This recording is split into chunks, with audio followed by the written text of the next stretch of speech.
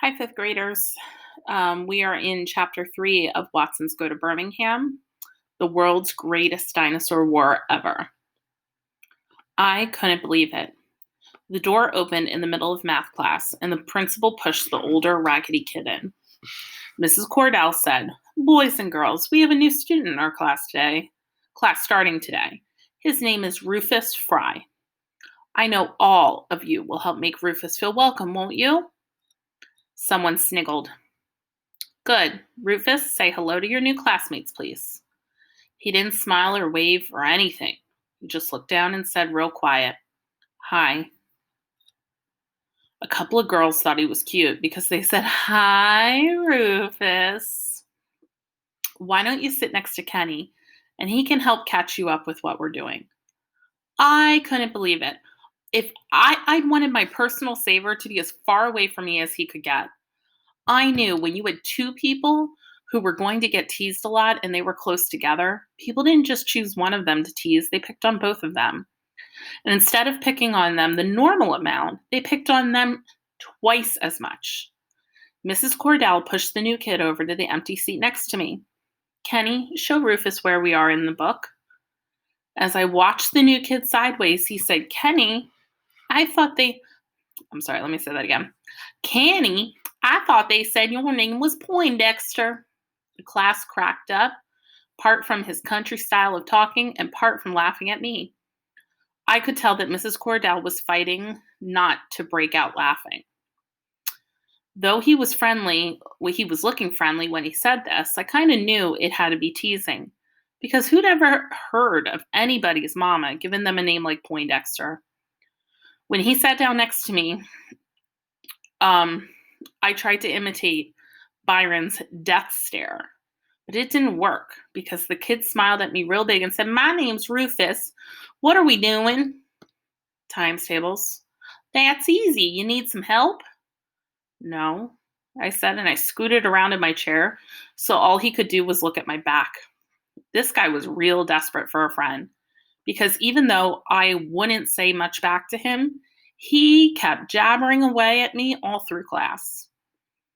When lunchtime came around, he followed me outside to the part of the playground where I sit to eat. He forgot about bringing a lunch, so I gave him one of Mama's throat choke and peanut butter sandwiches and let him eat the last half of my apple. He was a really strange kid. He only ate half the sandwich and folded the rest up in wax paper. And when I handed him the apple, he even ate the spots where you could see my teeth had been. He didn't even wipe the slob off first. And man, this kid could really talk. He was yakking a mile a minute, saying stuff like, "Your mama sure can make a good peanut butter sandwich." And "How come these kids is so darn mean?" Then he said something that made me get all funny and nervous inside. He said, "How come your eyes ain't looking in the same way?" I looked to see if maybe this was the start of some teasing, but he looked like he really wanted to know. He wasn't staring at me either. He was kind of looking down and kicking at the dirt with his raggedy shoes. "It's a lazy eye." He stopped kicking dirt. "Don't it hurt?" "No," he said. "Oh," and then kicked a little more dirt and hollered out, "Ooh, boy, look how fat that there is." "What?" "You don't see that squirrel?" he asked me and pointed up at a tree across the street. "That sure is one fat, dumb squirrel." I looked at the squirrel. It didn't look fat or dumb to me. It just looked like a regular old squirrel sitting on a branch chewing on something. "How come you think it's dumb?" "What kind of squirrel sits out in the open like that with folks all around him?" "That squirrel wouldn't last 2 seconds in Arkansas. I'd have picked him off easy as nothing." The new kid pointed at the squirrel like his finger was a gun and said, "Bang! Squirrel stew tonight." "You mean you shot a gun before?" "Ain't you?" "You mean you really ate a squirrel before?" "You ain't?" "A real gun?" "Just a 22. "How's squirrel taste?" "It tastes real good." "You mean you shoot 'em with real bullets and then you really eat 'em?" "Why else shoot 'em?" "Real squirrels, like that one?" "Not that fat, not that stupid. I guess all the fat, stupid ones been got already. Since I've been born, all that's left in Arkansas is skinny, sneaky ones. I think them Michigan squirrels is worth 2 Arkansas ones. You aren't lying. He raised his hand and said, I swear for God, ask Cody. Who? The little shrunk up version of the new kid was standing by himself up against the fence that runs around Clark watching us. The new kid waved at him and his little brother came running over. The big one pointed over at the squirrel. Cody, look at there. Cody laughed and said, oh boy, that sure is a fat squirrel. You think you could pick him out from here? Cody pointed his finger like it was a gun and said, bang, squirrel stew tonight. I couldn't believe this little kid had shot a gun too. You shot a real gun? Just a 22 with real bullets. The little one looked at the big brother to see why I was asking all this stuff. It seemed like they were trying to be real patient with me, like I was a real dummy or something. The older one said, tell him. Yeah, it was with real bullets. How else you gonna shoot out a gun? I still didn't believe them. But the bell rang and lunch was over. I know he didn't think I noticed, but the big kid gave his little brother the other half of my sandwich. I guess both of them had forgotten about lunch. This savor stuff wasn't going anything like I thought it was supposed to. Rufus started acting like I was his friend. In the morning on the bus, he'd always come sit next to me, and Mrs. Cordell put his regular seat next to mine in school. Every day at lunchtime, he followed me out to the playground and ate half of my second sandwich, then sneaked the other half to Cody. He even found out where we lived and started coming over every night around 5:30. I didn't mind him coming over to play because our favorite game was playing with the little plastic dinosaurs that I had. You couldn't really have any fun playing by yourself. That was because someone had to be the American dinosaurs, and someone had to be the Nazi ones.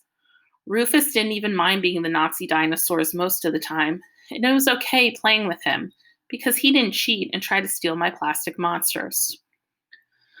The only other guy I used to play with was L.J. Jones, but I quit playing with him when a lot of my dinosaurs started disappearing. I've got about 1 million of them, but before L.J. started coming over, I had 2 million. It's kind of embarrassing how L.J. got them from me. At first, he'd steal them 1 or 2 at a time, and I asked Byron what I should do to stop him. But I said, don't sweat it, punk. The way I figure, 1 or 2 of them stupid little monsters ain't a real high price for you to pay to get someone to play with you. But LJ wasn't satisfied with 1 or 2. I guess he wanted to raise, so one day he said to me, we gotta stop having these little fights all the time. We need to have one great big battle. Yeah, we could call it the world's greatest dinosaur war ever, I said, but I get to be the Americans. I should have known something was fishy when LJ said, okay, but I get the first shot. Most of the time, it always took a big fight to decide who had to be the Nazis. I started setting up my dinosaurs, and LJ said, this ain't right. If this really is the world's greatest dinosaur war ever, we need more monsters. You should go get the rest of them. He was right. If this was going to be a famous battle, we needed more fighters. Okay, I'll be right back, I said. This wasn't going to be easy. I wasn't allowed to take all of my dinosaurs out at once because Mama was afraid I'd lose most of them, especially because she didn't trust LJ. Every time he'd come over, she'd tell me, you watch out for that boy. He's a little too sneaky for my tastes. I had a plan, though.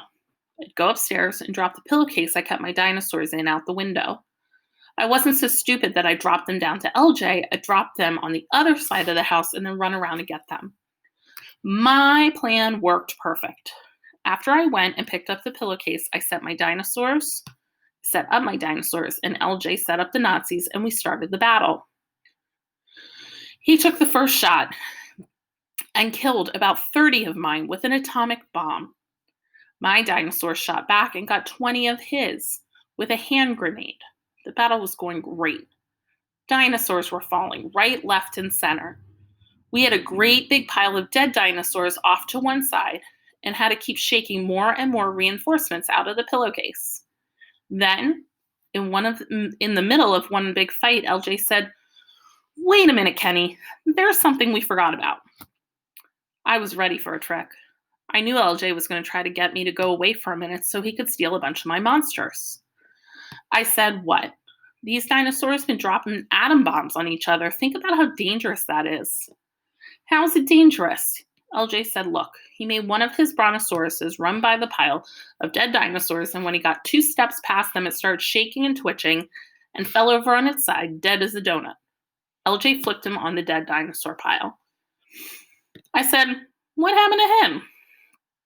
It was the radioactiveness. We got to bury the dead ones before they infect the rest of the live ones. Maybe it was because we had such a great war going on, and I was kind of nervous about who'd win. But this stupid stuff made sense. So instead of digging each one of the couple hundred dead dinosaurs a grave, we dug one giant hole and buried all the radioactive ones in it. Then we put a big rock on top so no radioactivity could leak out. This really was the world's greatest dinosaur war ever. We fought and killed dinosaurs for such a long time that we had to make 2 more graves with 2 more big rocks on top of them. LJ finally pulled the trick I knew was coming, but he did it so cool that I didn't even see it coming. Kenny, you ever been over in Banky and Larry Dunn's fort? LJ knew I hadn't. I found out where it is. Where? You want to come see it? Are you crazy? They ain't there. This is Thursday night. They're up at the community center playing ball. Really? Well, if you were too scared. I knew this was a worm with a hook in it, but I bit anyway. I'm not scared if you aren't. Let's go. I figured the trick would come in right here, so I kept a good eye on LJ while we put my monsters back in the pillowcases. When we were done, I sneaked a look at his back pockets because I knew when he stole dinosaurs, he put them back there or in his socks. From the way his pockets were sticking out, it looked like he had 1 Tyrannosaurus Rex and 1 Triceratops. I couldn't tell how many he had in his socks. I figured it wasn't too bad a price for as much fun as we'd had. LJ was talking a mile a minute. They even got some books with naked ladies. You ever see a naked lady? Yeah, lots of times. I had too. Byron had borrowed lots of nasty magazines from Buckhead's library. I knew LJ didn't believe me, though. For some reason, if you were famous for being smart, no one would ever think you looked at a dirty book. LJ said, you got to be in the house by 7, don't you? Yeah. Okay, we better hurry before it gets too late. After I sneaked the dinosaurs back into the house, we ran off towards Banky and Larry Dunn's secret fort. It wasn't until 9 o'clock that night, when I was in bed, that a bell went off in my head. I had forgotten all about the radioactive dinosaurs. I put on my tennis shoes, got my night reading flashlight, and climbed out the back window and went down the tree into the backyard. I got to the battleground and saw 3 radioactive graves. But when I moved the rock on the first one and dug a little bit down, I didn't hit 1 dinosaur, not one. The second grave was empty too. I didn't even move the rock from the third one. I just sat there and felt real stupid. I couldn't help thinking about Sunday school again. I remember the story about how a bunch of angels came down and rolled away the rock that was in front of Jesus' grave and to let him go to heaven. And I think it took them 3 days to push the rock far enough so that he could squeeze out. My dinosaurs weren't even in their graves for 3 hours before someone rolled their rocks away. Maybe it was a lot easier for a bunch of angels to get 1,000,000 dinosaurs to heaven than it was to get the savior of the whole world there. But I wish they'd given me a couple more hours. But I was just making excuses to myself for being so stupid. I know if a detective had looked at these rocks, he wouldn't have found a clue of a single angel being there, but I bet $1,000,000 he'd have seen that the rocks were covered with a ton of LJ Jones fingerprints. I never played with LJ again after that, so playing with Rufus got to be okay. It was a lot better to not have to worry about getting stuff stolen when you were with your friends. But it was a lot better not spending half the time arguing about who's going to be the Nazi dinosaurs. I was wrong when I said that me and Rufus being near each other all the time would make people tease both of us twice as much. People started leaving me alone and going right after Rufus. It was easy for them to do, too, because he was kind of like me. He had 2 things wrong with him, too. The first thing wrong with Rufus was the way he talked. After he said that "Hiya, y'all" stuff on the bus. He got to be famous for it. And no matter how much he tried to talk in a different way, people wouldn't let him forget what he said. The other thing wrong with him was his clothes. It didn't take people too long before they counted how many pairs of pants and shirts Rufus and Cody had. That was easy to do because Rufus only had 2 shirts and 2 pairs of pants, and Cody only had 3 shirts and 2 pairs of pants. They also had 1 pair of blue jeans that they switched off and on. Some days Rufus wore them, and some days Cody rolled the legs up and put them on. It's really funny how something as stupid as a pair of blue jeans can make you feel real bad. But that's what happened to me. We had sort of been secret friends for a couple of weeks before people started really getting on them about not having a bunch of clothes. Me and Rufus and Cody were on the bus right behind the driver one day when Larry Dunn walked up to our seat and said, "Country cornflake, I noticed how you and the little flake switch off them pants. And I know Fridays is your day to wear them.